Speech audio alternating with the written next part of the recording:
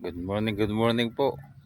As usual, dito naman po kami sa bukid ng aking mahal kong asawa. Kami lang po nagtatrabaho rito, kami dalawa lang. Kaya konti-konti lang, daan-dahan lang ang trabaho namin. Pero kahit paano may natatapos po. Ayan, no? Nagbakod po kami ng asawa ko, kami lang dalawa.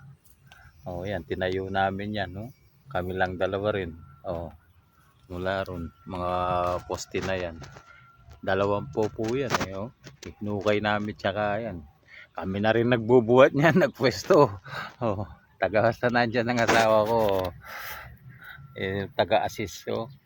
Tagahawak Oh, kahit namang itim kami rito, ayos lang po. Malakas ang katawan namin dito pag nasa bukid.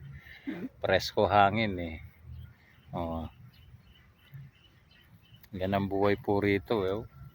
Konti-konti, dahan-dahan, may matatapos din. Hindi nawawala ng trabaho sa bukid. Pero masarap po rito pag talaga rito magtayo ako ng kubo ko rito.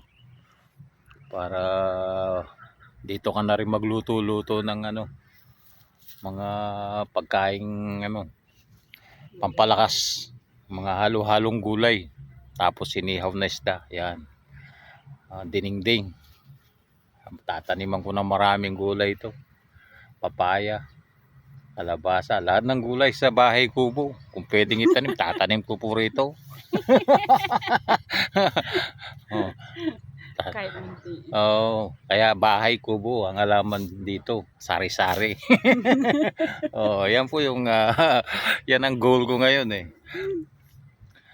Oh, pagdating ng sa tubigan naman, after ng bakasyon, pagdating naman ng after bakasyon naman, ito naman, bugirin naman, Kaya ganyan po talaga ang buhay. Kayod-kayod pag hindi kumayod, wala.